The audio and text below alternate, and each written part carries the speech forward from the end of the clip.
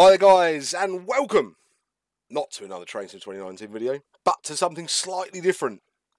This is a video regarding something which I've spoken about for a long time in my videos, and that is of course Alanthomsonsim.com.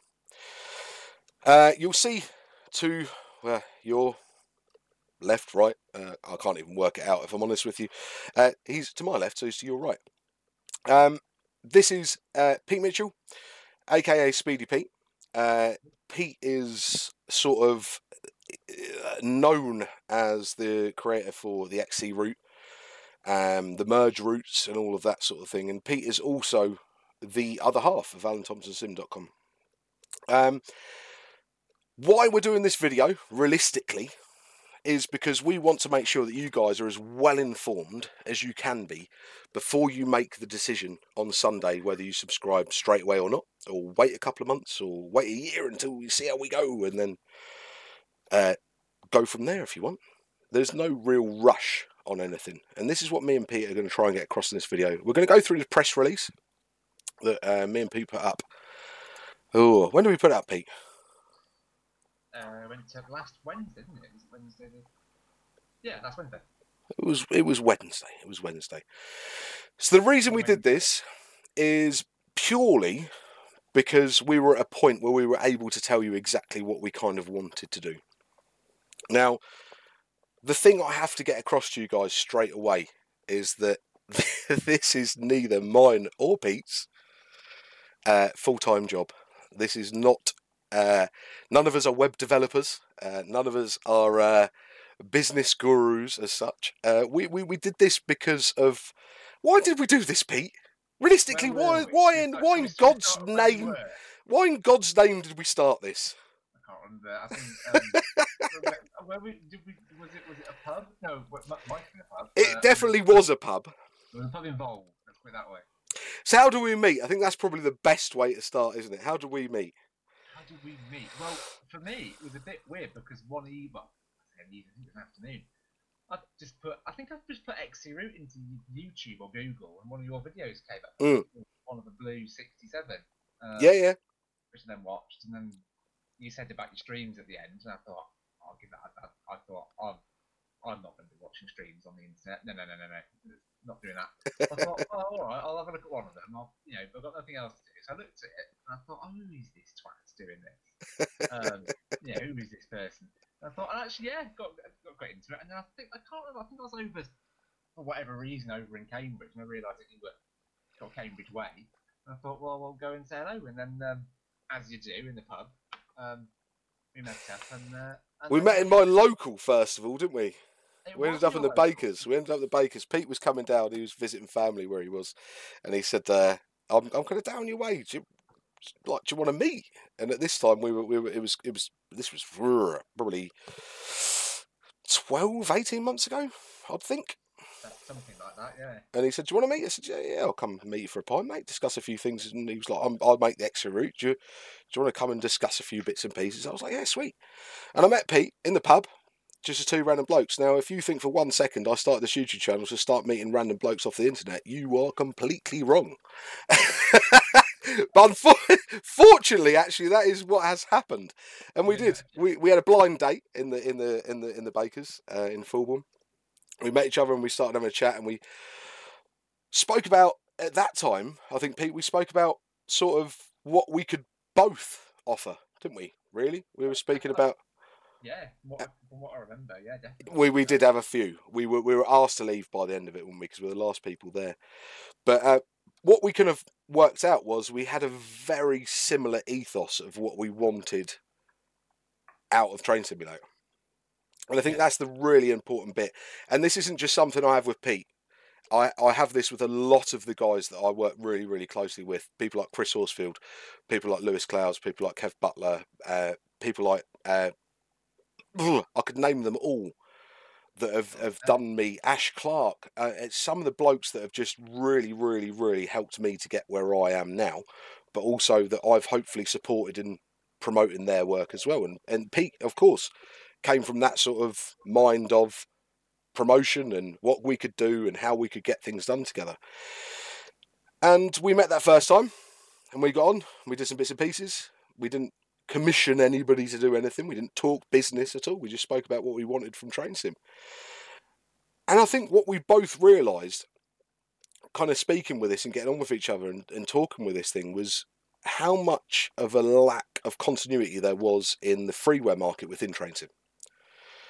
And how much of a, for better of a word, ball ache it was actually getting things together. Now, Pete, he'll kill me for saying this, is not a big reskin fan. Every time Pete sends me a scenario, it's like, default reskin here, default reskin there. You like reskins, Pete? It's a pretty ancient. Was it an ancient GBRF one that you had, which has been kept on the market for about 3 years? I couldn't even find it. I was like, I've never even seen. He sent me a scenario with this GBRF reskin, and I was like, I've never even seen. Surely this was covered with the AP pack. What is this? What's it got? Something like 2 dogs, 2 cats, 2 doves, 2 GBRF reskins. Well, things like that. You know, I think that's how old it was. It was pretty retro, but from then on, I sort of started to gauge Pete's interest in train sim. See, mine is always traction. I love the traction of train, the traction, the mechanics of how a locomotive works, how EMUs work, and that's how I got into the simulation side of things, and that's how I got into simulators as a start. I mean, when I was first into simulators, there wasn't a train sim. Well, there was things like Southern Belle, which I played in the 664. But to press buttons and feel how things worked and work out systems and procedures for doing things, that was all flight sim. And that's how I started. I started with flight sim. I did 17 hours of my private pilot's license when I was a lot younger and had the funds to do it back in the day. And my original plan was to go into aeronautical engineering and never did that. I ended up in psychiatry, of all places. How those two are linked, I'm not going to go into. it was quite weird. But what happened from then on was 2001 came around and MSTS came out, Microsoft Train Sim, and trains a little bit before that. But I found that a bit like having a train set without having a train set in your room, so I'm not going to go into that one. But MSTS came out, and I was in awe. I was my interest in train cabs, how things were controlled, was massive, and MSTS sort of really made that possible for me. And sites like UKTS, all of those sorts of places where even FlightSim.com had at the time some MSTS add-ons and user-created content. And for me, that sort of taught me how add-ons for games worked and all of this and all of that, and also expanded my IT skills, learn how to do those sorts of things. So how that brought us to this and how that brought us here was that when I started my channel 2 years ago, I wanted to show off the freeware content. I wanted to show off what was there. I have no issue with payware whatsoever. Never have done. But I wanted to give those guys that had put their time and effort into Roots something bigger. I wanted to give them a platform, really. But I also wanted to be show my pleasure in driving them. Now, me and Pete had this conversation, and we both realised we both had the same thing. We were both sitting there saying, hang on, there's lots of these people making these really great things, and not a lot of people are getting them for various reasons. And then, as mine and Pete's friendship grew, this idea grew of creating somewhere to pull together a lot of these fragmented little bits. Is that probably fair to say, Pete? That's absolutely right. It was entirely because, yeah, it was just such a pain, like you say, pain in the arse going around the internet on lots of little tiny sites. Yeah. All of which were, quite similar. They were all on Weebly or Wix or wherever they may be, trying to find stuff, and it just took all day. It was just, some of them were good, some of them the links worked, some of them they didn't. Sometimes they would just link you back to other websites. Sometimes it would Train Sim, wherever it was, and it was just.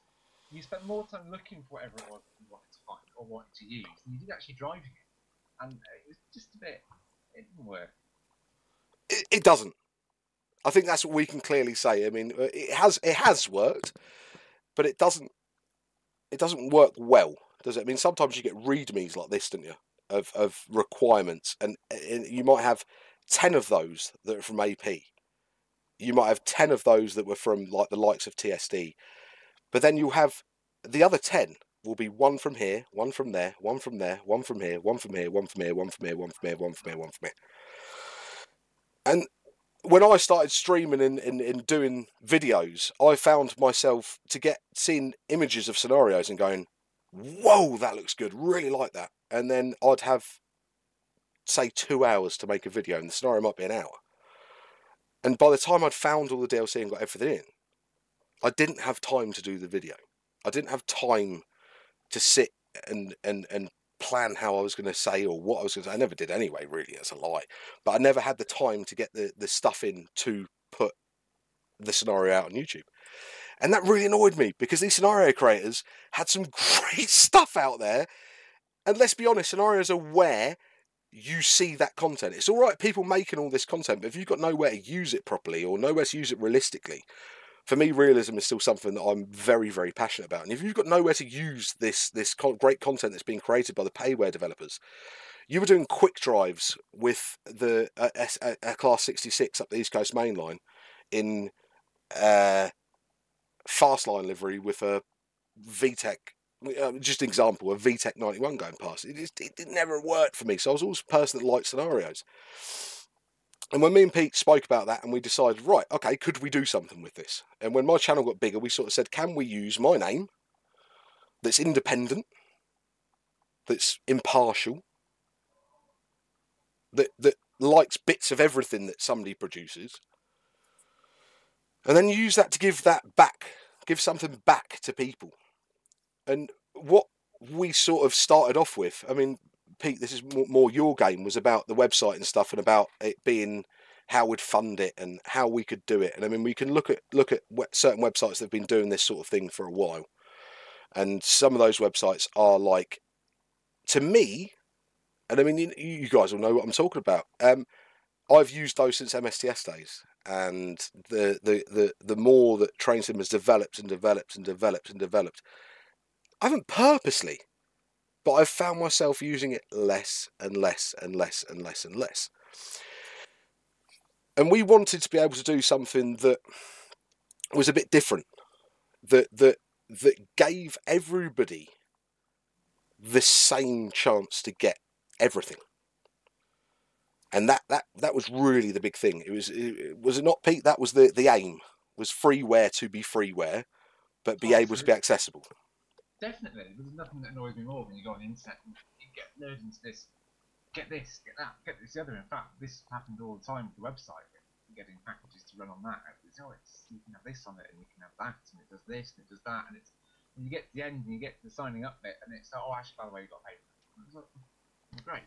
You know, or there was you've got to refer so many people, you've got to do this, or you've got to do that, or it's limited to so many people a day, or you can download it at whatever speed, and it was all just a bit ridiculous. It's like, if you say it's going to be free, it needs to be free, and that, free does mean free, not some caveat attached to it, and that's I think that's one of the cornerstones that we built the site on. Is the vast majority of everything on there now is you can rock up on there, and I think we worked out, didn't we? Was it 20 minutes it would take to download every single free file off there, and you'd end up with nearly 300 files? Yes. Something like that. And that was with 1 minute 30 to create an account, was it, or something? Something like that, from nothing to it being on there with confirming your email, and it was 20 minutes.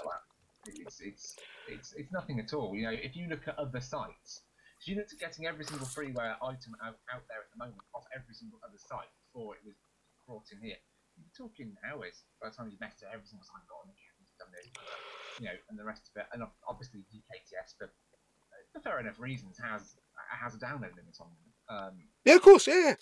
But we're talking purely freeware here. It would take you, I don't know, work out how many years to download every single file off there at 5 kilobytes a second, but you can see why they've done it. Well, there's some great sites out there that kind of offer a part of what we do anyway. There are people like Vulcan Productions, there are people like DPS that have their site, and you click and you get it. You know what I mean? Or you click it and you get a media file link and you get it. Perfect for me, that sort of thing. And they have been the mainstay, and you guys, as my viewers will know, have been the mainstay of a lot of my scenarios, a lot of my streams, because the content's good and it's right there, and that is perfect for me. Now, I don't want to take that away from anybody in any way, shape, or form. And that's been sort of slightly, I think that came out as a rumour at some point in various places. Is that right? There's been quite a number of rumours about wanting to go into any of them. Yeah, of course. Yeah, without.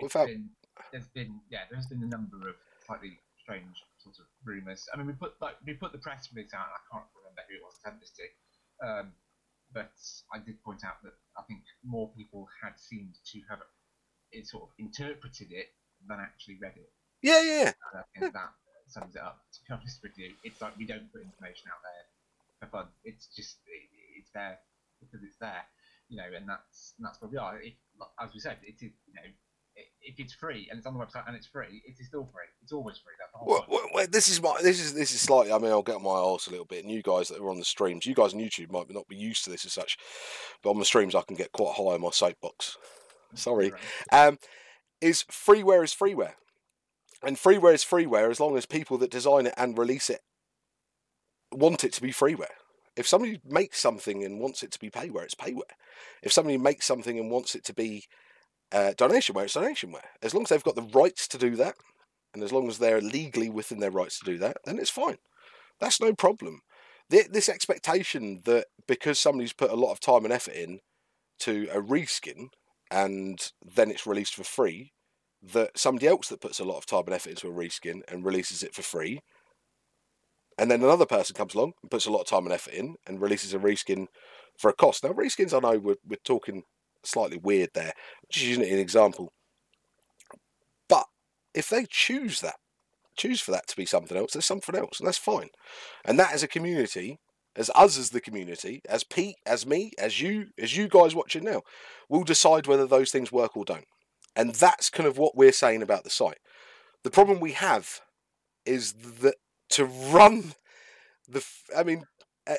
our site, just on the freeware alone, I mean, we've launched now for what, 10 days, Pete? About something along those lines. Yeah. Around 10 days, 10, 11 days. To be able to run that and put that freeware content out there has not, and I will promise you now, has not been cheap.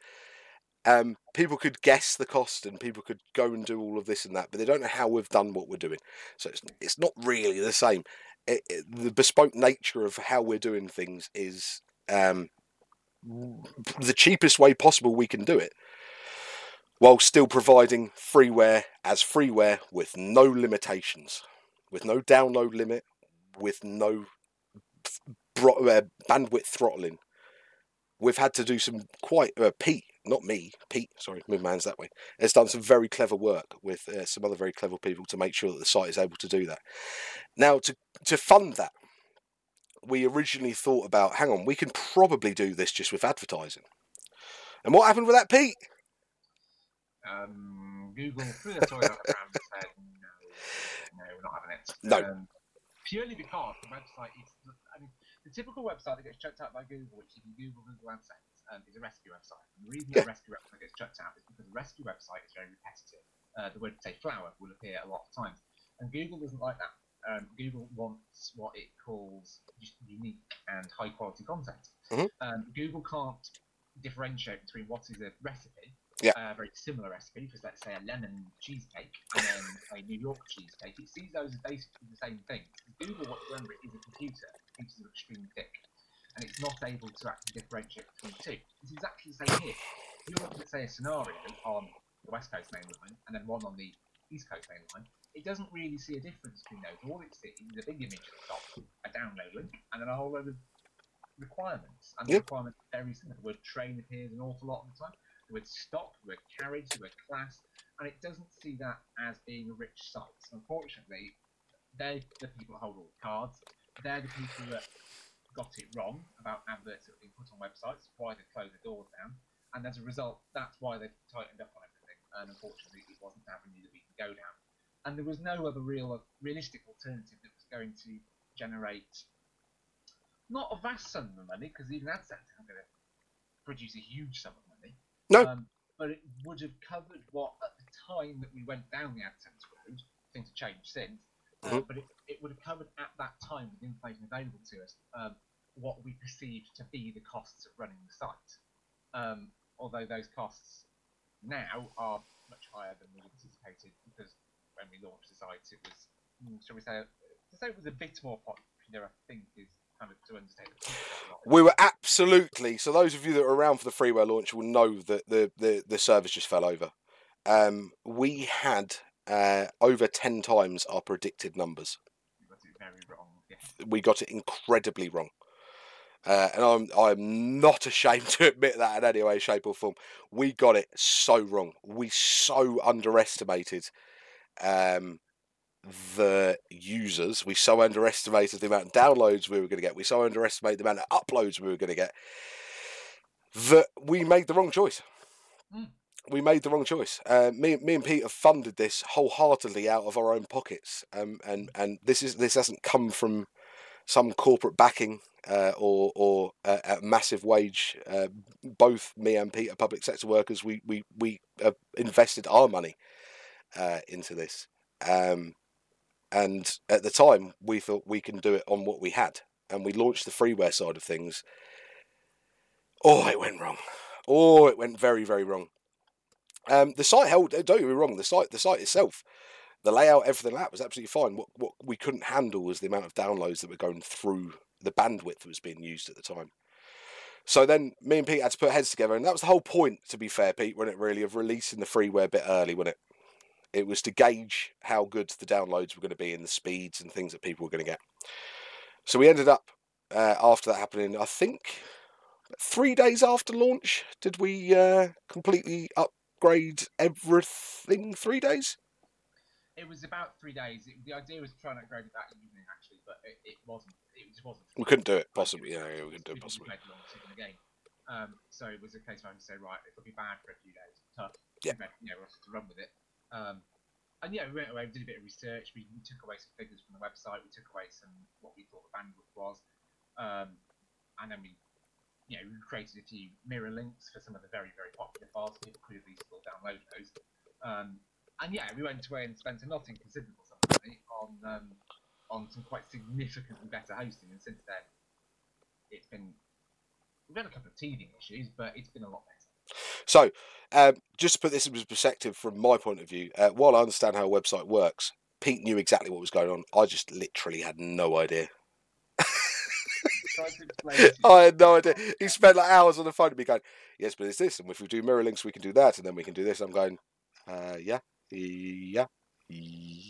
okay, yeah, that's fine, yeah. I just nodded and agreed. But no, it's not true. I didn't just nod and agree. Sorry, the camera's just moved. What I wanted to get completely right was the fact that we didn't want to let anybody down. I don't want to let anybody down. Pete doesn't want to let anybody down, and as a site ourselves, we don't want to let anybody down. We're here because of the community. I am here because of the community. I've been given previews of things and showed off routes and things because I was there for the community and showing people that things in the community. I didn't do this because I knew something about train sim. I'm crap. I can hardly change a train out of a scenario, like you guys know. I do it in Railworks Tools. I don't even know how to do it in anything. It's people like Pete. It's people like Chris, like Ash, like Lou, like Kev, all of those guys that I've mentioned before that have helped me to understand how to do it. And it's people like Vulcan Productions, it's people like DPS, it's people like Sinks that have now got his name known. It's people like all of those people that have helped me get to where I am with this. So I don't want this as myself. This is not myself. I personally, I'll be completely honest with you, did not think a year ago that I would 18 months ago, that I would be running a website that would cater for the train sim community at all. Because for one of the big things for me is I don't ever want to be tied to a brand. I don't want to be tied to a developer. I don't want to be tied to having to sort of be careful about what I say about the stock I do. Now, a lot of people are going, oh, it's an AP fanboy. It's an AP fanboy. Well, but you're right. realistically, if your idea of fanboy is somebody who's proud of somebody's products and thoroughly enjoys those products, yes. I'm a toilet paper fanboy, because toilet paper does a good job. Now, there's good toilet paper and there's bad toilet paper, but generically it's toilet paper. So I'm a toilet paper fanboy as well, and a water fanboy. I really enjoy drinking that as well. And I wash with it. Jesus, would you know that? I don't just wash with water as well, so I quite like swimming in it. So the fanboy quote, come on. I don't want to be this person that is tied up with X, Y, or Z, or this, that, and the other. And on the site, you'll already see that we're reselling, and we are reselling content. That's another way we can make a bit of money to make back our costs. And at the moment, we've got JT, and we're in talks with quite a few other developers as well to be able to bring that out. Now, you guys all know, whilst I have some great love for some of the JT routes, some of the other things I've been massively critical about. Now, if a company that backed me being critical have then said, actually, do you know what? You can resell. And do realise we're picking and choosing what we're selling from JT. That's how I want the website to go forward. I don't want it to be just this, oh, I've said it's bad, so it's bad, or I've said it's good, so it's good. I want this to be a community-run thing. We have the opportunity with the subscription side of things to pay back to those people who want to create something in freeware, but you know what? Want a little bit in their pocket at the same time. So, as you guys all know, the subscription model, that came about because of what Pete was saying earlier about Google AdSense. We couldn't cover it in advertising. We couldn't cover it by some magic man who was going to pay for the servers. It just wasn't going to happen. Neither me or Pete could afford, even if I roped in everybody else I know, could have afforded what has happened now. Me and Pete have done it through various means, but it's not through investment. It's through personal debt, realistically. And this is where the whole subscription side comes in. We looked at several models of how we could make it work and how we could sort of like make sure we were paying our costs. And you know what? At some point making a profit. Don't mind saying that. Again, I'll go into how we're doing that sort of thing in a bit, but just focus on the subscription model at the moment. How we could cover the costs of what we've spent and how we could cover that for the next couple of years to make sure at least for the next 2 years, 3 years, 4 years, that the content that we've put on the site is going to be able to be there, available free and at unlimited speeds. Now, we thought about things like donationware. And donationware, I think, is where people have sort of questioned, why have you gone for the subscription model? Well, why I've gone for the subscription model and why I've gone for a yearly subscription model at this. Okay, donationware is great. I wholeheartedly support donationware. I think it's great. You guys go out, do that, do what you want. That's fantastic. Unfortunately, and Pete will back me up with this, is that I can't create figures. I can't pull numbers to make that financially viable through donation. There is no way with my wages, even with mine and Pete's wages combined, monthly, could we pay it if 1 month we got 100 quid and another month we got 10? We could not do it. So donationware was pretty much very quickly done. We can't do it like that. If we want to offer people freeware downloads at unlimited speed for everybody, there is no way we could do that. Just not a chance in hell at all. So we then thought, well, what can we do next? And I thought, well, do I do a fan club? And then I thought, well, no, that's not only a bit patronising, that's also a bit big-headed as well. It's a bit sort of like out there, isn't it? It's a bit like, nah, it's not cool. But then when we started putting the idea around the community in different places and seeing what people were sort of thinking about, me and Pete sort of said to ourselves, well, what do we need? What do we need in TS? So what can we offer to people in TS with a subscription that people would be happy with? So therefore, your subscription, you pay, primarily, you are paying for the freeware to be free. Right? That's the bottom line of it.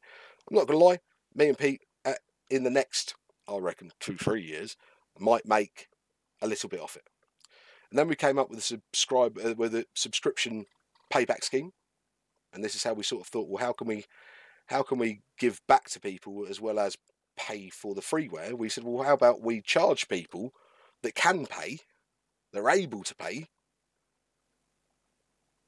a fee, or who would like to as well, yeah, a fee.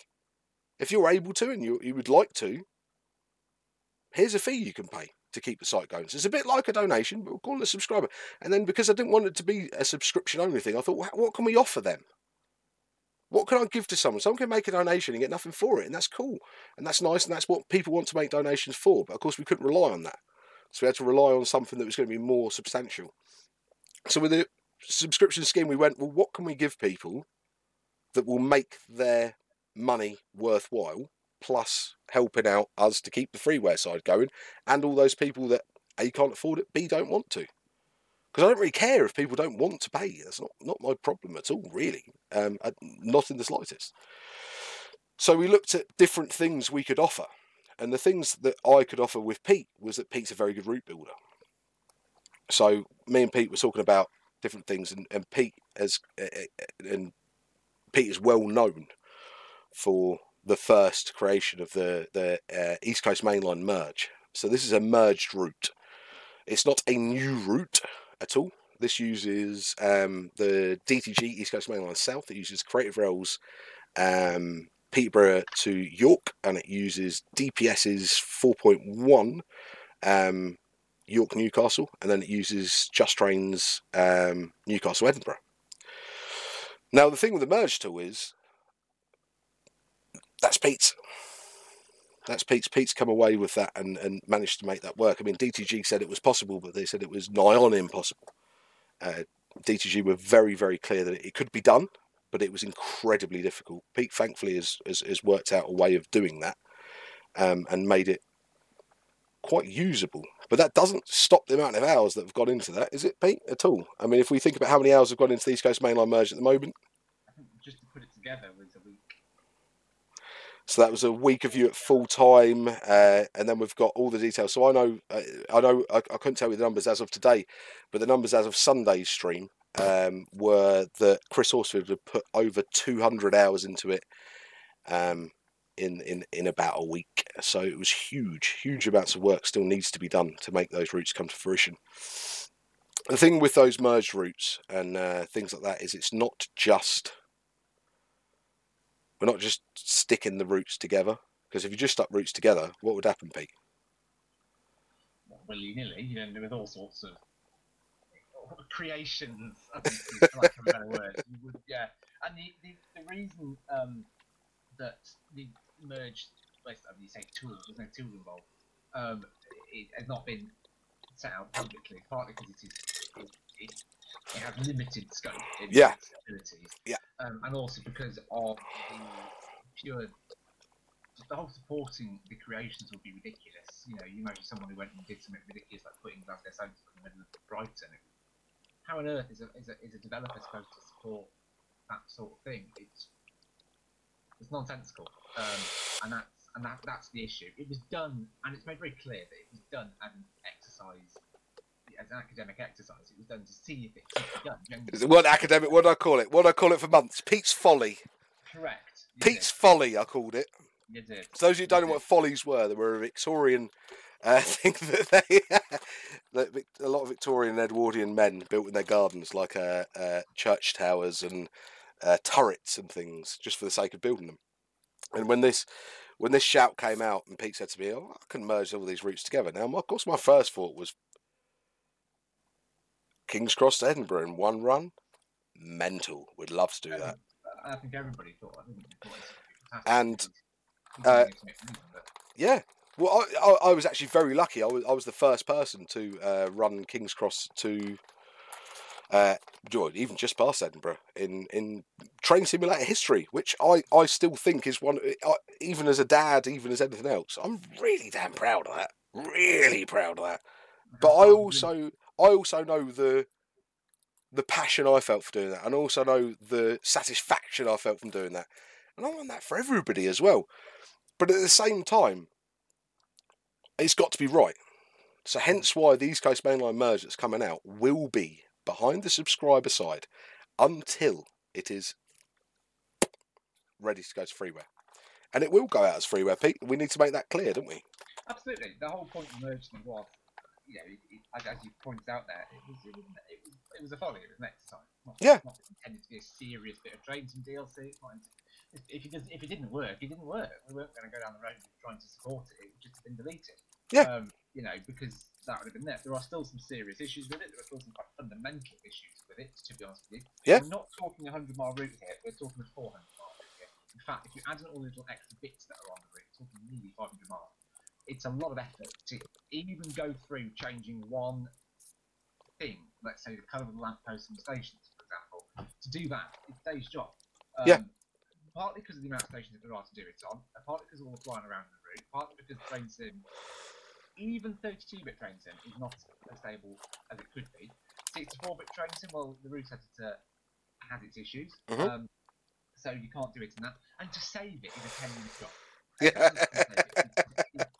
It's no word of a lie. It's quite literally 10 minutes, 600 seconds to save a copy of the route, and that's just for very boring trains in reasons.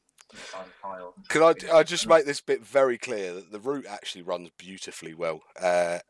Chris has been up at 78 FPS most of the way. I get about 62 most of the way with AI. So we're not talking about how the route runs. The route runs beautifully. Pete is talking about the editor and doing it in the editor. Yes, you go. I had to give the route back to Chris to edit because I went to change it on a platform somewhere. Because bless it, a little laptop's not the greatest computer. No, Pete does this on a 300 quid bag of crap laptop. It's not terrible, but it's not brilliant. Keep saying. Yeah, I think I managed to edit some of the platforms, and then it went wrong. So we did sort of a small amount of good, but then it went back to Chris, who had to sort it all out. But Chris has done a, like you say, perfect job of Peter for everything. So what I think we need to clear up a little bit of confusion about the East Coast Mainline merge, Pete, because I think there's been a little bit of talk of people thinking that we will be releasing like the assets that come with those routes with the merge. No one, as far as I can remember, ever has released assets for the route, their target route. It's never happened. It can be corrected, but well, unless they've made them themselves, like DP Sim with the Northeast and all of that, they've made their own assets. And that's fine, releasing, but there is no insinuation, talk, or even suggestion of any of the East Coast stuff ever being released with the assets from the people who pay their assets, because that's piracy. Well, and this is the thing that I think is come about recently, is people think that the East Coast Mainline merge is like, we've just bunged all of these routes together and we are going to stick them behind a subscription wall. I'm not going to use the word paywall because it's not. And then we're going to distribute Just Train's assets, Creative Rail's assets, DPS's assets, and East Coast Mainline South, so DTG's assets. Now that's not happening at all. And we need to make this very, very clear, because there has been a lot of confusion about what will happen. You will need to own all of the prerequisites for the route. You will need to have all the requirements for the merge. When you sign up to Alanthomson Simulation, what you will get is the ability to merge the routes you already have together. You will not get... It'll be a separate route. It won't interfere with any of the other routes, or all of those separate routes you've got. But it will not. The download you will get from Alanthomsonsim with the subscription pack from the East Coast Mainline South. There's the East Coast Mainline merge, as we're launching on Sunday. You will get the files that put the route together, all those routes together, and you will get the scenery gaps filled in, and all the track textures changed and everything like that, and everything all sorted. But you will not be getting any assets that you don't already own. Okay? You will not get anything that you don't already own. We're not giving you anything that... There were a couple of custom assets in the route, but you're not... but not in a... You haven't got, for example, the Creative Rail section of the route, you're not about to get it. If you've not got the Newcastle Edinburgh section, you're not about to get that included in the route either. No third-party freeware route would ever anyone who doesn't want to be banned from the community forever is never going to release the assets in with the root. What you get is bespoke content files. So these are new files. These are not the same. They're not going to interfere with your scenarios. They're not going to upset anything like that. It's a completely separate root, okay? And to be perfectly honest with you, you're not going to get very many scenarios with it in the first instance anyway, because you're not going to get if it community run. You're not going to get stuff that can be done on the one route anyway. Not straight off launch. And that brings me on to a very good point, Pete. I'll let you finish in a second, but this brings me on to a very good point. Remember I called these Pete's Follies? The East Coast Mainline merge is no good for a run from King's Cross to Letchworth. It's just, why would you load in that whole route just to King's Cross Letchworth? But what it is really good for is a King's Cross York. What it is really good for is a King's Cross Edinburgh. What it is really good for is a King's Cross everywhere. You can do it from one end to the other. You can do a whole full scenario, right, all the way through. But what we don't want to see is these scenarios being created, or people using the merge route to create commuter runs on the south or the north or the mid of the route.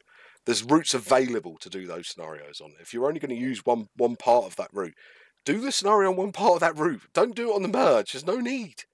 There's no need. You're asking your train sim to do masses more than it needs to. These are only going to be useful. The merge is only going to be good for those really long distance routes. And it's the same thing, Pete, when people ask about adding on little bits, isn't it? Yes. Are we going to add this random little strange, commuter line in? Well, no, because nothing that runs up there will see any benefit from being merged onto any other part of the route that it is not already part of. Yeah. It doesn't make sense. There's no reason to do it. Or if a train does come down, let's say for example freight, it's 1 or 2 trains a day. It is not worth doing. The amount of effort to go in and the drawbacks vastly outweigh the benefits. Yeah. Is the way of putting it. It's difficult enough to know routes as it is. It's very difficult, and a lot of trial. I mean, a massive amount of trial and error involved in getting it right, and it just doesn't justify the end does not justify the means. Talk us through merging a route. So talk us through, because I know the bits and pieces of how things have happened. Well, to merge a route, you have to tell basic changes some core files in the game to allow you to actually go to make these trial and error runs. Yeah. Work, otherwise getting crashes.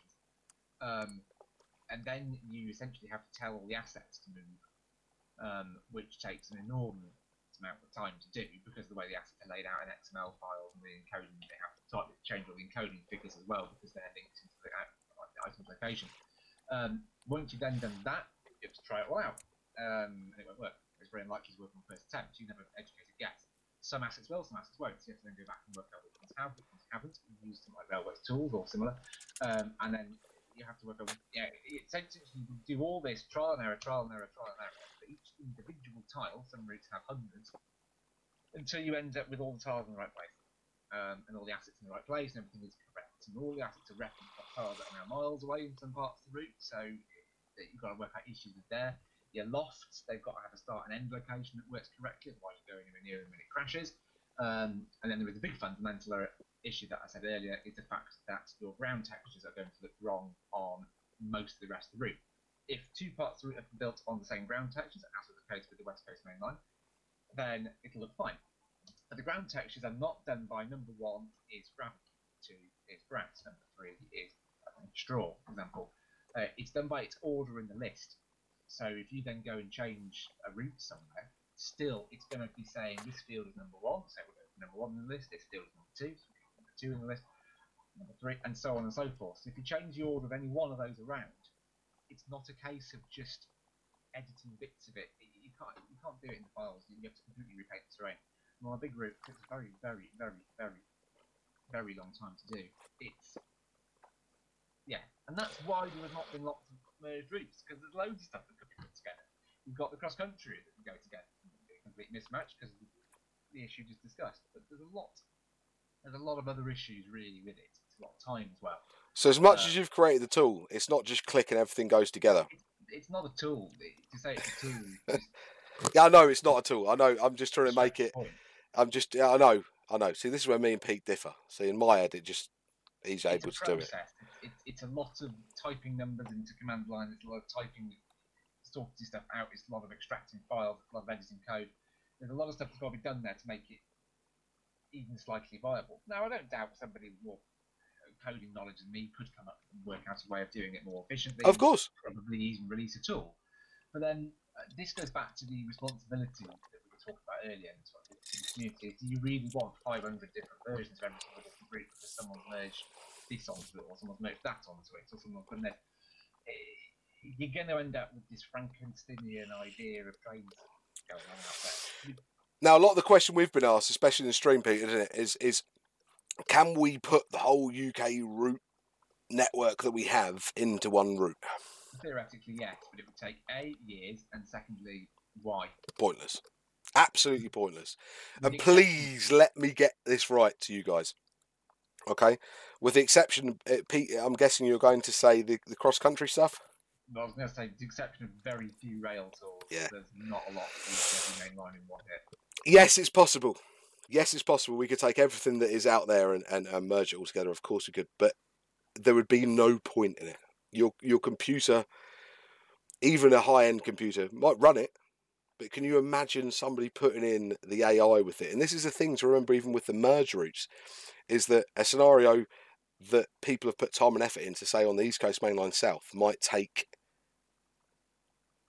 12, 14, 16 hours. I think me and Pete have done a lot of research into how long it takes scenarios to be made for an hour scenario. What you're asking with the merge is that times 4 for one scenario. Plus the fact that if it goes wrong at any point, because they've not saved it, because it takes 10 minutes to save. You're absolutely stuffed. There's a frustration factor there as well. You can look at the pure maths, but if you spend ages putting stuff in and you end up, something goes wrong. Respect people that put that together, and there's also before you even load trains, you've got your research to do if you're going to make a real life scenario, and I can only imagine how long that must take. Several years ago, I did a full West Coast Main Line run on a very old version of Bits of the West Coast Main Line, and that took about 2 weeks to make. Yeah. And so that was back in the day. That was before we had the variation of stock that we've got today. Yeah. And that was with, as we've learned, half an hour ago, the fact that I've limited reskins. So that the respect for people that are putting scenarios together for this thing is immense. And oh God! On the stream the other night, Alan, and it was Mr. Dreamliner, Josh, Chris, all of those guys that are actually making scenarios that you guys, if you're subscribing, will get to play when we launch. Only went as far as York, which is that one was just York, yeah. That one was just York, and that was, I think, for Josh for a long time. I couldn't even tell you how long it was that I was messaging back and forwards. And this is what we have to get across to people is I expect that those that subscribe and those that want the merge will want to make scenarios for it. So they'll put in the time and effort that it takes to do it. It is way, way, way more work than it is just doing a scenario that you might have done on the Portsmouth Direct Line or even Western Main Lines. I mean, Western Main Lines, what's that, 300 odd miles? 290? Is it something like that? I mean, the East Coast Main Line merge is 390 miles. 390 miles. It's the best part of 400 miles. So you're talking that sort of thing. Now we know there's already a massive lack of scenarios for the Western Main Lines anyway, especially full runs of the West Coast Main Line. Trust me, I've looked for them. There are a few, but there are few and far between. And that's kind of the reason we want to get this route out as it is now, is we want to be able to give people the chance and those that want to be involved in an early access of it. And I really am not saying this is beta testing. So because people say, you're paying for beta testing. No, I'm not paying for beta testing. If somebody takes the route and plays with it and loves it, that's fine. I don't need any feedback of it. If I was beta testing, I would expect feedback from someone, right? I don't care if you subscribe and you get that route. I want you to have that route now. That's what I want. It's not ready for us. It's not. At the moment, you can do a full run from north to south. You can go round. There's no terrain texture bleeds. The signalling's all been worked out. The pathing's all been worked out. Everything is sweet. But the scenery is still as standard as those routes came. Pretty much. There's bits and pieces either side. There's little bits here and there. There's the extra platforms at Peterborough. There's the NER signal at Peterborough. So there are things in there that are cool, that are new, that are nice. But that's just a tidbit, really, of what we are going to be able to do with this route over the next fucking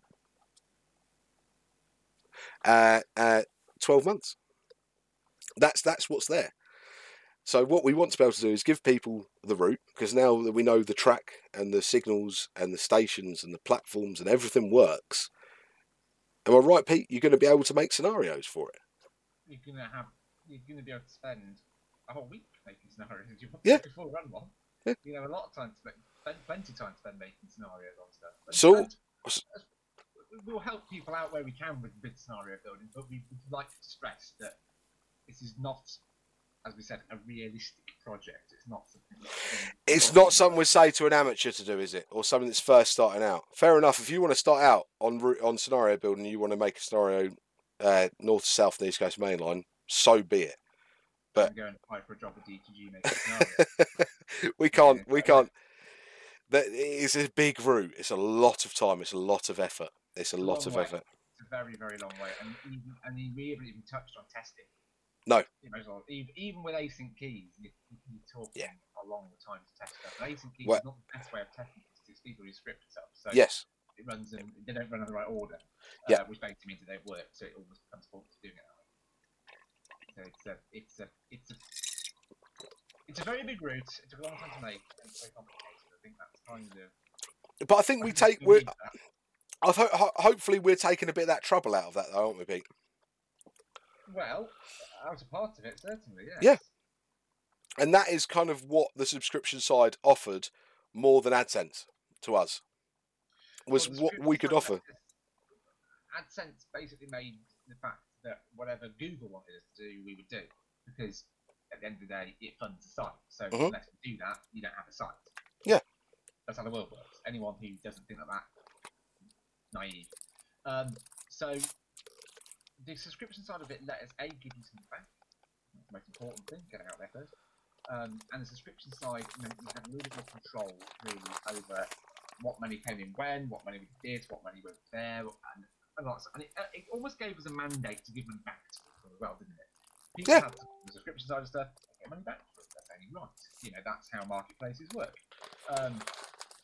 I'll be saying that people are going to be allowed to basically stick subscription stuff on there forever, which is really popular, and everybody's screaming for. Well, no, because we're not in this for the cash. I mean, we have costs to pay. That is the key, though, isn't it?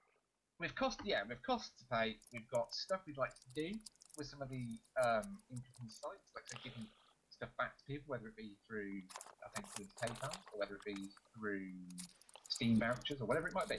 Yeah. We've also got promotions to run, which is mainly aimed at the subscriber side of things, and we'll come to that in a bit. And we've also got, I'm loath to use the phrase crowdfunding, but it is quite similar, which means that little tiny, not even tiny developers, just developers really, who can't get hold of a cab rider video because they're quite expensive, £20 each.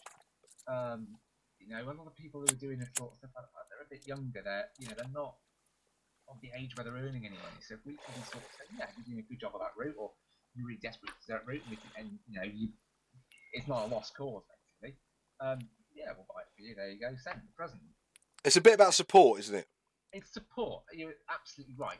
Again, if I think back to when I started off doing the cross country, the first major obstacle I got, apart from wrestling with the editor, was the 7 bridges, because there was nothing in the game that looked even remotely like it. Yeah. And if I'd have had someone there, some program there, some kind of scheme almost, which I could have gone to and I said, I'm really struggling with that. I think it's a massive great thing to do, and it would look really, really nice. I've got no idea how you even go about starting to make a model, let alone finishing it. Do you think there's any chance you could maybe find someone to do it? But I think it would look really, really good. Yeah. But they came back to me and said, yeah, no problem at all. You're happy to stick the route upon our subscriber bit for a month or whatever, just to say, just obviously we can cover our costs for producing these assets for you, or maybe paying for them or whatever. Yeah. And I was like, yeah, fantastic. Sounds like a really great idea. I haven't got some assets to the route. You'd have got a better looking route with more realistic scenery, not the monstrosity that's sitting there at the moment. Yep. Everybody would have been happy, and I don't see why that's. I don't see where the loser is in all that. To be perfectly honest with you, there isn't one. I think people have slightly. I think there's a bit of two ways in this, isn't there? There's that sort of monopoly thing where people think somebody's taken over the whole of everything and this is really bad, and then there's the view that I've got, which is a platform. This website is a platform. This website is a choice. This website is an ability. Right? You might have someone who can create a brilliant reskin, but having a Weebly page and a Mediafire account and doing all of that is just a bit grief. We take all of that. That is our domain, isn't it? Really, Pete. We take that trouble from those people. Basically, we stop those people having to update everything when they update a tiny little bit in the file.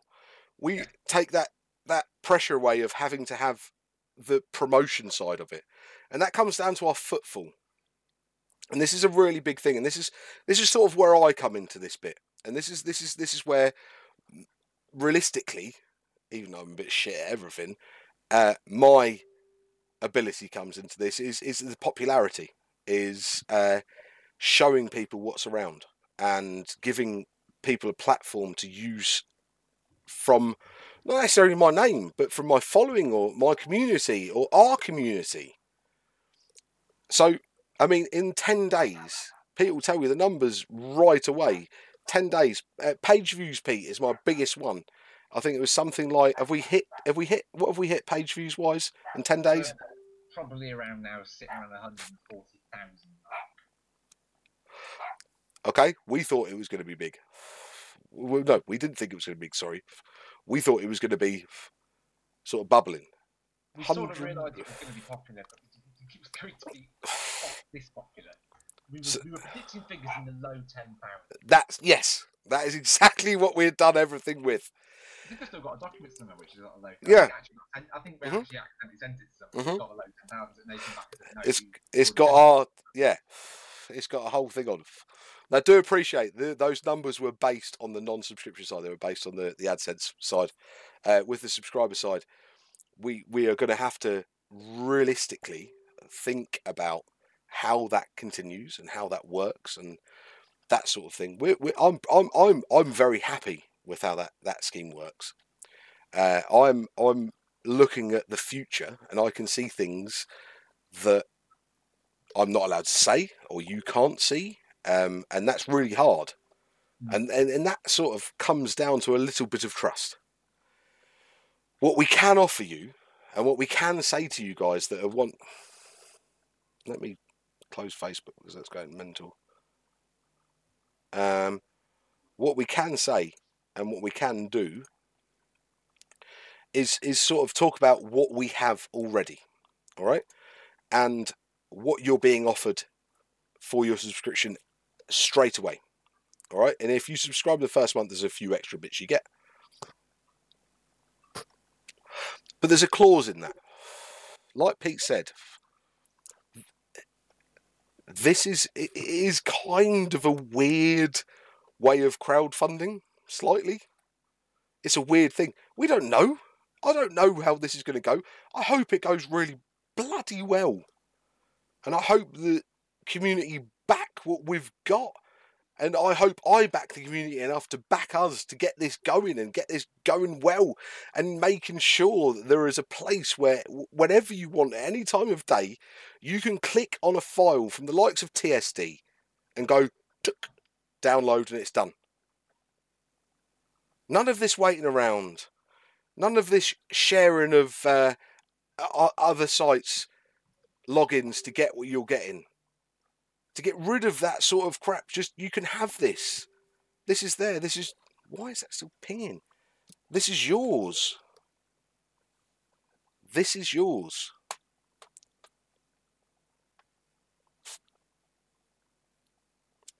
Spot on, really, isn't it? There's not a lot, as much there I can add. And other than really, what you've got to bear in mind is that we've got in front of us this site with, at the moment, several hundred downloads sitting on there. And we've got to bear in mind is that, Alan, you built this off the back of a YouTube channel and the back of a Twitch channel. And what we're saying here is it is about celebrating content. It's about celebrating what people have made. It's about celebrating, and it's mostly about celebrating free content. That's what we've got to carry on now. So this is not to say that you're not going to be Twitching or that you're not going to be YouTubing stuff on the subscription side, because of course you are, because that's what pays the site, that's what pays the bills, you know. Well, I can't fund this by myself, mate. No, but what we're saying is we are heavily involved in what gets approved or not to the site. There's very little that's not been approved. So we see stuff going past, and a lot of it we think, that looks interesting. And so much stuff that goes past, I'm sending you, Alan, you're sending me, I'll give this a go. And a lot of it, the idea is, and what's going to happen is it's going to end up on your stream. It's going to end up on your YouTube. Of course, yeah, of course. This is a great scenario. Go and download of course. it. Even if you hate it, go and download it. You know, it's a fantastic scenario by a fantastic author, and we think it's really, really, really, really good. It don't do too much stuff for it or whatever. We think it's wonderful. It's a great reskin, or this person's made this amazing route, or this person's made this amazing track upgrade. We've got a couple of those recently. Yeah, did brilliant stuff. You know, Jake Fuller, massive good stuff. We've got one for Creative Rail part of the route. We've got one for the Just Train stuff. All the Just Train stuff covered with AP track, amazing. Yeah, just that. Amazingly good. Yeah, really, really good. Very, really, very, very good. And I think just that sort of thing, it's not about us saying, oh, well, you haven't given us any money this month, or you haven't let us make any money off your back, so we're not interested in that. It's about looking at stuff and just saying, yeah, that's nice. That's it. The one thing you've got, Alan, is I think the fact that you're completely impartial. You're not tied. Matt P streams. Okay, Matt P does some fantastic streams. Love Matt P. Big fan of Matt P. He's a phenomenal charity stream recently. Really big up to him. He's done plenty of charity streams that have donated ridiculous amounts of money and made really, really, really good. Yeah. Really, really, really good. Off his own back is what Matt P does that on as well. And I have to stress this, and I do have to stress this because people always go, oh, you don't like Matt P, you stream and Matt P streams. No. The reason I've got my knowledge of Train Simulator and the reason I'm where I am, like I said, was things like UKTS, which is related to Matt P especially. Matt P streams, Matt P's videos, they were the place that I saw things. They were where I sort of went, that's really cool. QWERTY Afro, Squirrel, Mole Man. These are people that I learnt off. Now, I'm really, really, really lucky. I speak to QWERTY Afro every now and again. I speak to Mole Man quite regularly. Mole Man does some wonderful work for me as well. Not work for me, that's a really bad way of saying it, but Mole Man does some amazing artwork that some of my best screenshots and some of my best artwork on my thumbnails are Mole Man's work, without fail. And I have got something from the community. I am where I am from the community, and this weird thing that I want to stop that happening is slightly. It's not slightly. It's massively irritating. It's massively irritating. Quite concerning that people have got you completely wrong, really, as well. Yeah. Oh, yeah. And God, don't get me wrong. There have been times where things have been heated, and there have been times where things have been bad with plenty of developers that I've spoken about and things like that. And I've had to take a little bit of humble pie sometimes as well and gone, oh, geez, I was a bit tough there. Or, nah. And I tell you something, the more and more I see of how, and the more and more I've learned from you guys, Pete and that lot as well, and TSD and Sexnoris and all those, how I've learned how things work and being part of a project like the East Coast Mainline Merge, like I wasn't even part of realistically I was, that's a spider, I don't like spiders. The VTech 225 pack, I was part of I saw the group chat. I was involved in the group chat of how that worked, and I just didn't realise a lot of the time how much effort went into things and how much little things really messed other things up, like numbers being in the wrong place and things like that. Now, that's not going to stop me going, I don't like that, or that's a bit cheap, or that's a bit crap. That's not going to stop me doing that, because at the end of the day, I want to stay an end user. I don't want to be a root developer. I'd happily publish them, but I don't want to be a root developer. I don't want to be. Pete will go mad because I always say to him, I'm like, I don't want to learn how to make roots. I don't want to learn how to make scenarios because that ruins. Or learn how to put stock into things, or anything that'd be really useful on the I'll be honest with you. Anything like that. Yeah, You know, it ruins my fun. I don't want to come on and make things. That's not what I do. I play things. Like you guys, like a lot of you guys. I play things. That's what I do. I just play it. I don't make it. I can edit little bits of it with Railworks tools, and I've made videos to show you how to do those bits and pieces. There's no secrets in how I do things.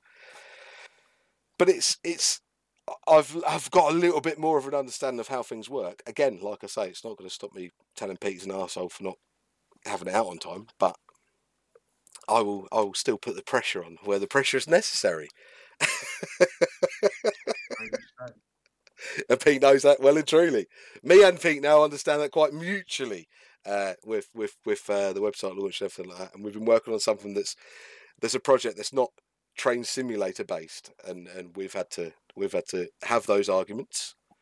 Discussions, Pete, I would say, wouldn't they? Discussions. I think they were. Discussions. Some of them were quite one-sided. The thing I have to get across is that you guys know me as what I am, and I'm not going to change what I am.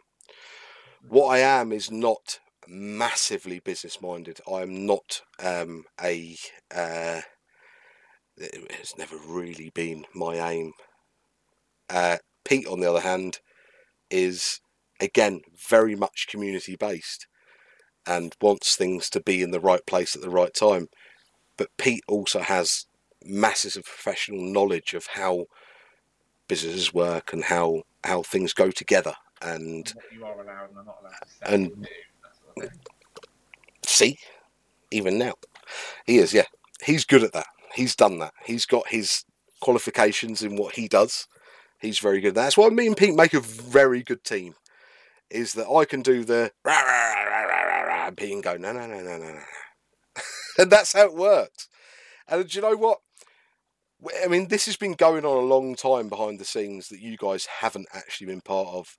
And as much as I haven't actively kept it away from you guys, both me and Pete needed to know that we could work together and actually do this together.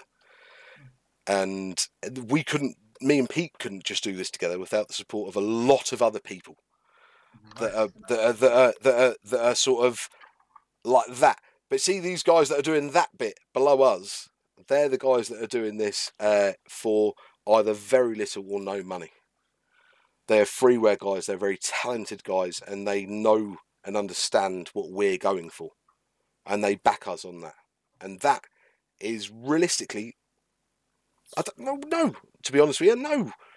That's up to you. That's up to you. I'm not going to go and say, go and sub to the website. That's up to you. If you're going to get that. If you want that, if you want those early access bits, if you want all those extended bits, that's up to you. We created those bits in that subscriber side to make it better than just giving a donation. We didn't create these bits in the subscriber side and go, that's what we'll create these to put in the subscriber side. These are projects that have been going on for years. These are not some magical new thing. These are something we've had, and we've gone, well, what can we do? How can we make subscription better than donation? How can we make it worthwhile? And then we had this, like me and people talking about this idea of what is the biggest bugbear. And one of the biggest messages that me, Pete, and a lot of other people, TSD, all of the even freeware developers, even those guys that have done one reskin, will know is I've installed your reskin and it doesn't work. And you go, have you read the README? And they go, yeah. And you go, okay, where'd you go from there? Right? And this isn't stupidity. please understand, this is not stupidity. Lots of us have been around and trained sim and understand how the file structure works. I've learnt loads, even in the past 2 years, of how the file structure works. This isn't massively common knowledge. Even if you put a word for word, like most reskinners do, read me, things can still go wrong. So Pete and me put our heads together and said, what can we come up with that would make things easier for the community, but also offer people something that isn't there? And the installer is what we came up with. The ATS installer is what we came up with. We're very lucky we had Max on board, and he is an unbelievably cool guy who has created an installer that not only can just deal with installing reskins, it can install all sorts of other products in one go.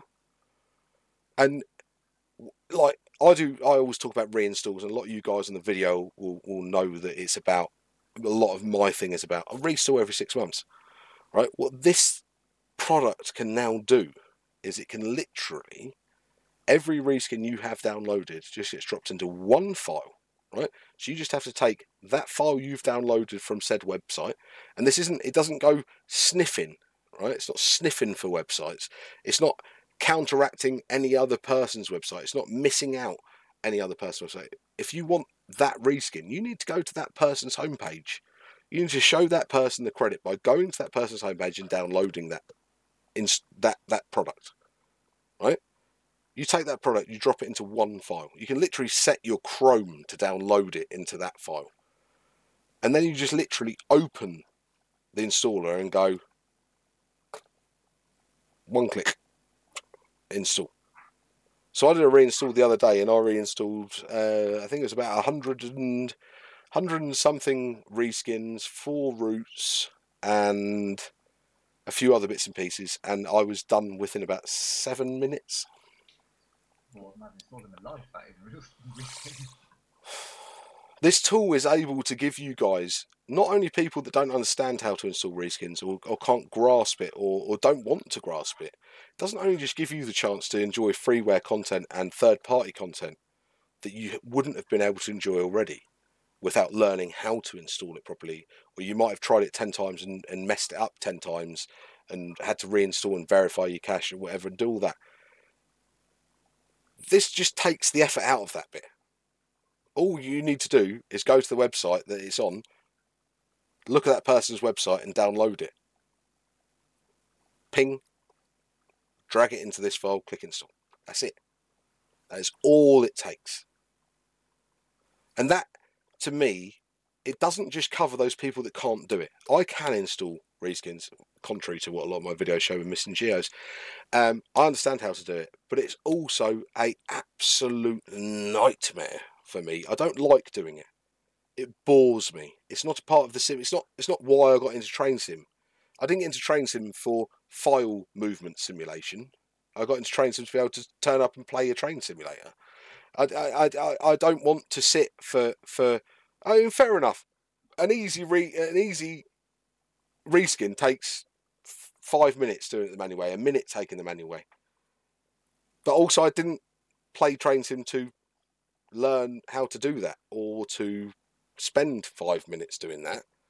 I want to be able to go, doop, play, doop. Like I said, I'm a player. I'm not a creator. It's a tool of convenience, isn't it? It's a tool of convenience. Because and that's what we can offer. People with enough goading in the right direction and pulling of hairs and shouting and screaming and waving their arms can probably manage to install a reskin. The vast majority of people, of course, can. No problem with that. But it's for bone idle people like me who can't bother to copy all the geodata. And it takes 30 seconds to install what would have taken me not forever, but a long time to have bothered with. Yeah. And that's, I think, some people have forgotten is the fact that okay, yeah, fine, people can do it. If I wanted to, I could go to the petrol station with a little can and fill that up and come home and put it in the car, or I could just take the car. That's a really good way of putting it. So you could walk to the petrol station with a jerry can, fill that jerry can up and come back and fill it up, couldn't you? Oh, I love that. Love that, Pete. That's a good analogy. That's a good analogy. There's lots of stuff that we could, about that. It's just, but on the whole, really, it does make everyone's life a lot easier. A lot easier. It means if you've got 20 minutes to play a scenario, or you're sitting down and you want to play Train Sim for an hour before you've got to go and do something, and you pick a scenario that you really like, and you go, it hasn't got everything I want. It takes you 2 minutes to find to click those reskins. If they're a far site, it can do it automatically. It doesn't quite do that as set, but it can do. But if they're from other developers, it takes 1, 2, 3, 4, 5 clicks, even if they're from Mediafire. And you've got that download in your folder, and then it takes 1 click to install all of those at once. You don't just have to do one at a time. It can do 10, 20, 30, 40, 50, 60 at once. You click that. And it shows you what's installed. There's a readout. Well, I think this is the really important thing. People tend, and I am one of those people that tend not to trust things that automatically install things. But actually at the bottom of the box, it will tell you exactly what is being installed and exactly what is being done. So it doesn't sort of make you blind to what is being done. Realistically, if you read what's being done at the bottom of the screen, it will tell you how to do it manually anyway. So it's not a secret. It's not a malicious bit of software that is out to kill people. All this is a bit of software to make a lot of people's lives a lot easier. That's all it's there for. And if you don't want that, don't pay for the subscription. If you like that fact that you like to install geos, good for you. You can do that. That's not a problem. If you just like freeware, have a freeware account. That's fine. I'm not asking anybody. I'm not telling anybody to subscribe. And the stuff that's on the subscription side, right? The first month, you're getting a massive amount of stuff, right?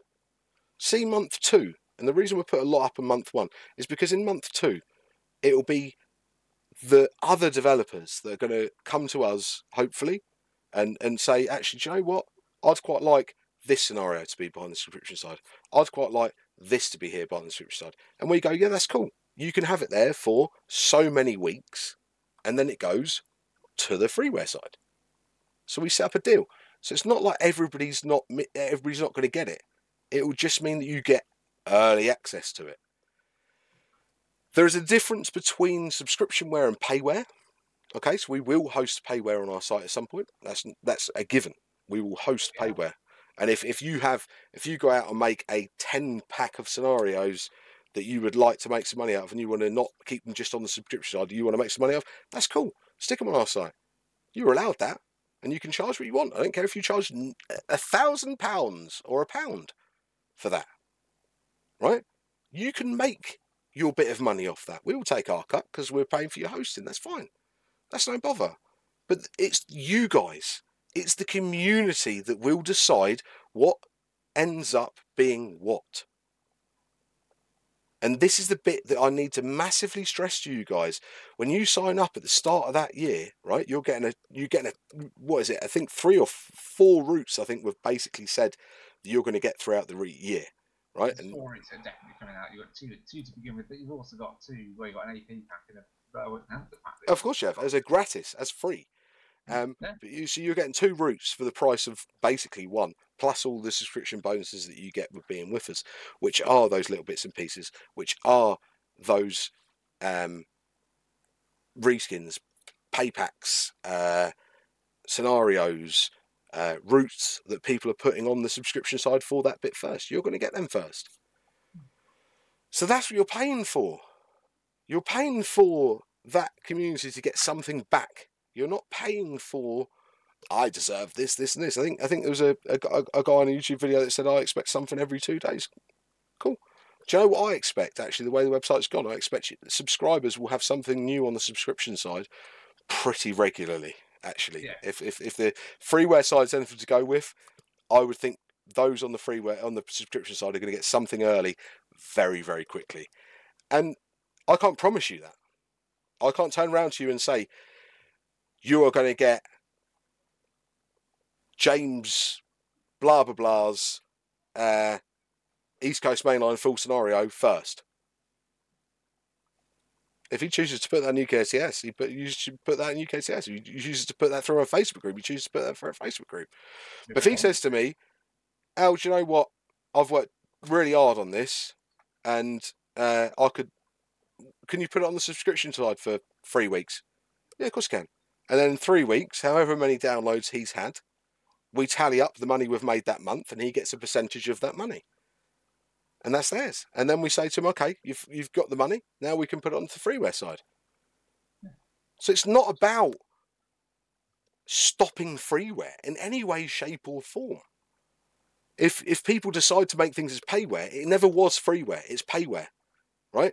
Now, if those people that were freeware creators choose to create payware stuff, that's fine. But if you don't buy it, they're not going to keep creating it. Right? So therefore, that'll die and that'll stop. But if they put it on the subscription side for 2 weeks before you guys get it for nothing, I'm quite cool with that. Because they've sort of said, actually, I want this for everybody, but I wouldn't mind making a couple of pints out of it. That to me is no bother. And I hope you guys can see that same thing too. It's not about stopping anybody getting anything. It's about things being done fairly, and by fairly I mean that freeware is freeware. Ultimately, it's about getting you guys more. That's where it will go, because people will be more obliged to do it, more willing to create stuff. We can help more people out to create better stuff, basically. And if we've got a bigger resource pack that we can help people with, then we all gain. We all gain. I don't want this to be some sort of, we're all big bad guys. We're not big bad guys. I don't want to see anybody put out of business. That's not where we come from. But what I do want to see is that person who is struggling or has made a Weebly site that isn't brilliant, it's not getting shown off, that isn't getting the hits it deserves, gets a chance to get the footfall to see where their product should sit. I don't take the credit for that. That's not my credit. We don't put, this is an Alanthomson simulation product. It'll be, this is a James Bloggs product. Right? That's all it is. If it's freeware, cool, that's fine. Absolutely go for it. We're offering the community a place to put things for nada, nil, nothing. But we can't keep that going unless some of you subscribe. And that's why you get your subscriber benefits. That's all it is. Okay, they're benefits. They're something to entice you and to make sure you're getting something for your money, as well as supporting the freeware community.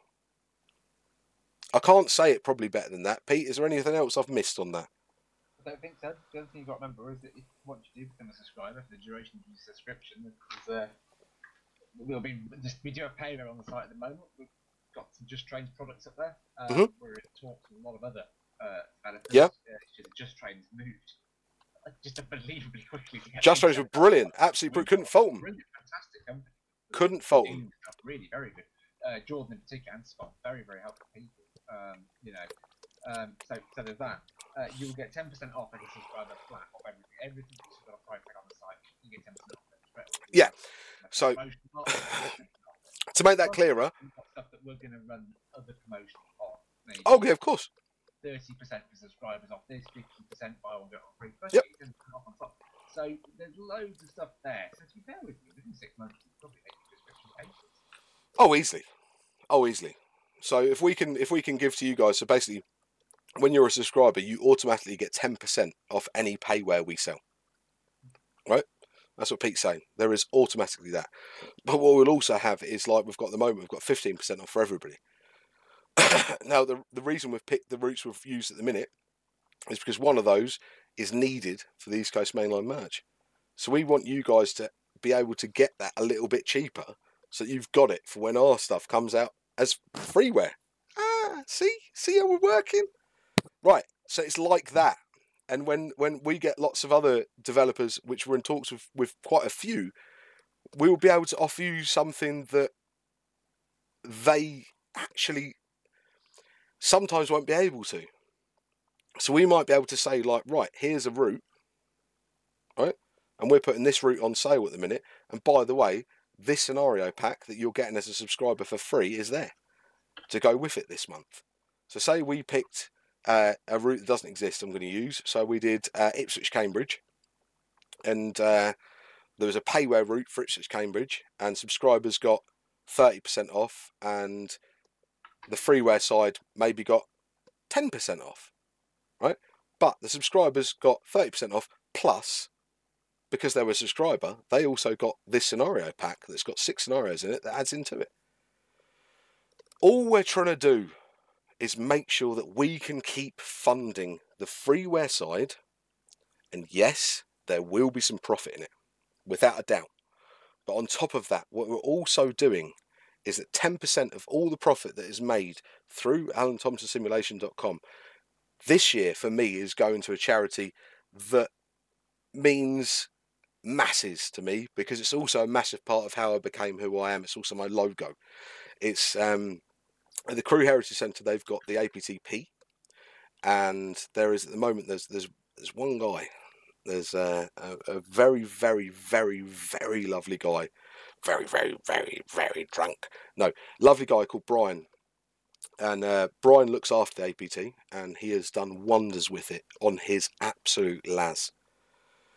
Now, there are lots of charities that people will deem more worthy, and I can completely understand and completely appreciate that.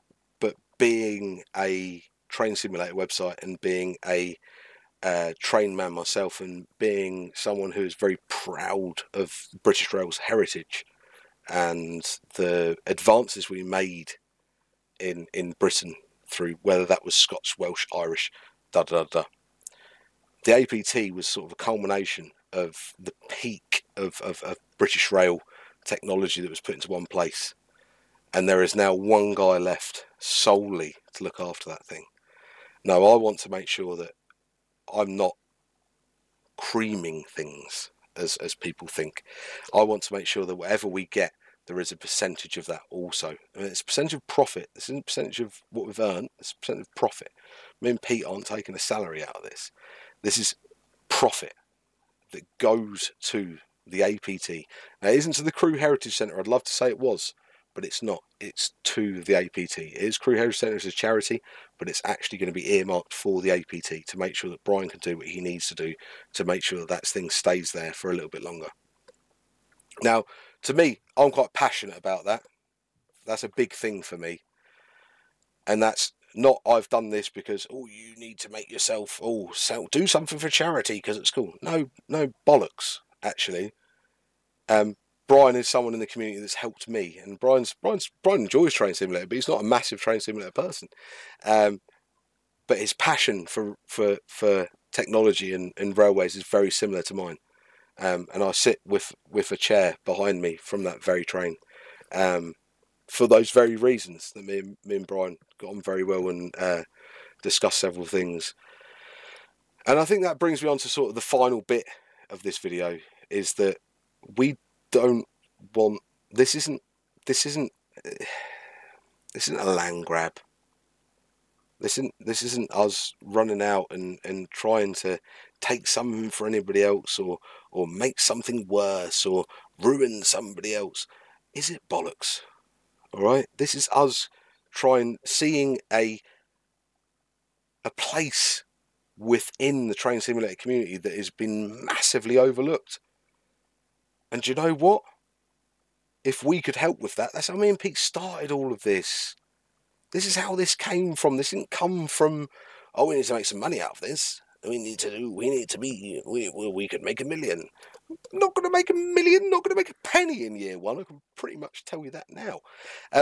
But it came from a place that I want things to be right in the train sim community. And there's a lot of places in the train sim community that can be really, really, and I don't like to use the word toxic, but there is that ability that things can be very downtrodden, and people's work can be very downtrodden, and people's abilities can be mocked, or people's social standing can be mocked, and people's just general being could be taken the mickey out of, or used to somebody else's advantage. And that is not by any way, shape or form what me and Pete are there to do at all. We're offering a platform, okay? I don't care who you are, what you've got, where you've been, where you're from. There's a platform available for you guys as users and freeware project developers to now be seen by a bigger market. That's it. All right? But remember, I can't make that work. I cannot personally, or me and Pete even personally, make that work without some of you going on the subscription side. The amount of time and effort that it's taken to get this site to where it even is, and let alone the financial implications. Jesus, don't even go there. But I didn't do this for a gain. This isn't about gain for me and Pete. This is about a showcase. This is about a one-stop shop. This is about a one place where people can get what they need to enjoy a simulator that both me and Pete have enjoyed. And again, I will say, yes, there might be some money. There might be. Jesus Christ, I hope there is a little bit that makes half of this crap worthwhile. But that's not my main aim. That really, really, God, isn't my main aim. Because if I was going to do this, it'd be done in a very different way. I'd have charged you per download. I'd have monetized every single freeware developer that gave me a file. If I wanted to do that, that's what I would have done. That's not where we're going. And that's not what me nor Pete want. We want this to be a homogenous community. We want it to be holistic without sounding like a hippie.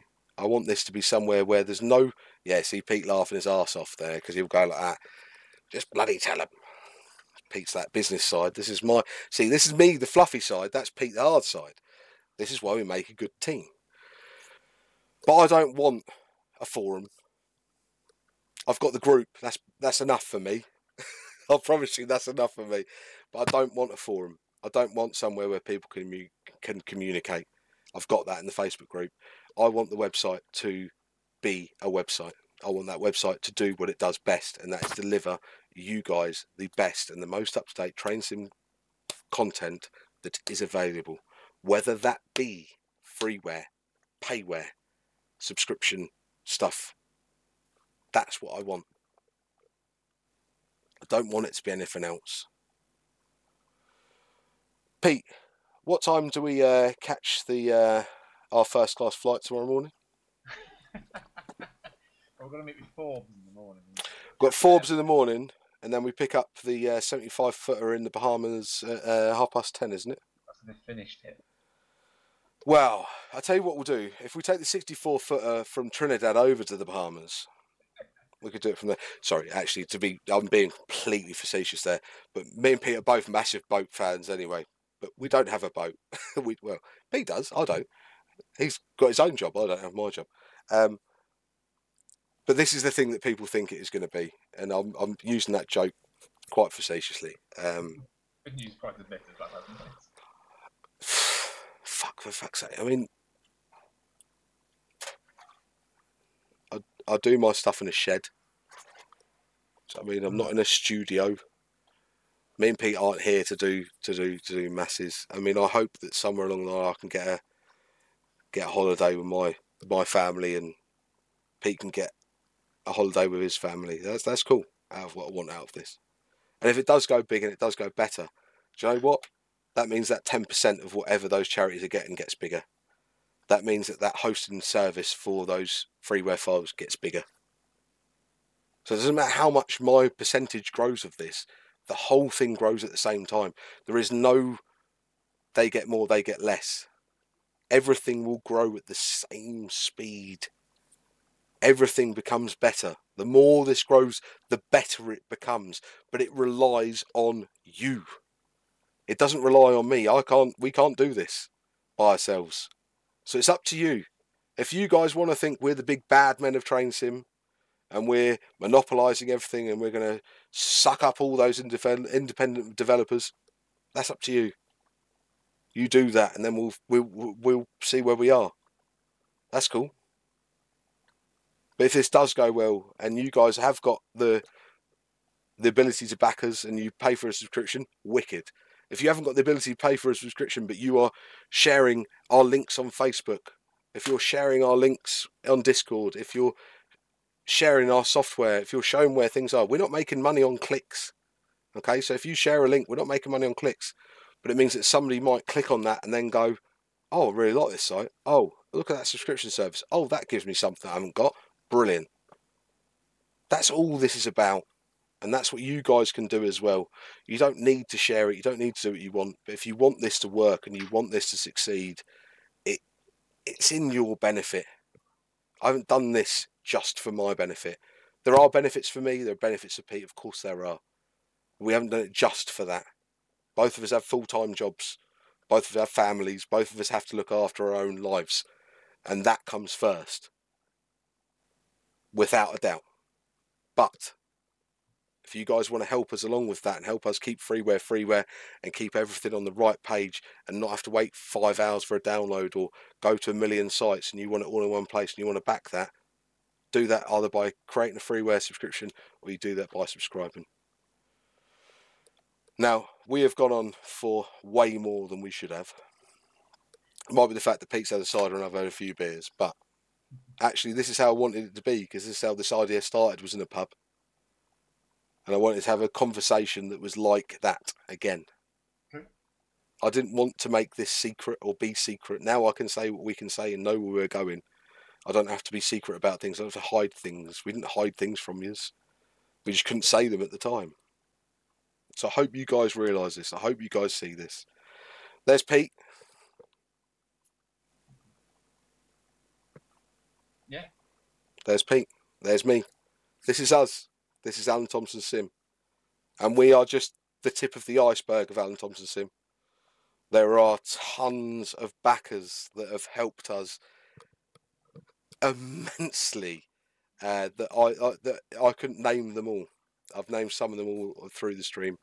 But they all deserve the credit as well. And they will be given credit. And anybody that puts anything on my site will be given the same credit. This isn't mine. I'm not taking yours. I don't want to take yours. I want to give you a platform to show yours off to a bigger audience. Please understand that. And please feel free to give us feedback. This YouTube video is going to be the one for the feedback. Go for it, guys. I'm going to say goodbye because me and Pete need to head off because it's late o'clock. And I really look forward to seeing you all on alanthomsonsimulation.com soon. Don't forget, the Facebook group is there, and don't forget that Twitch is there on a Sunday from 7 and also Wednesday from 7. Pete, is there anything you would like to say before we go? No, I think you've covered it all well. Very, very well. Wait for the bollock and I'm going to get after this. Love you guys. Take care.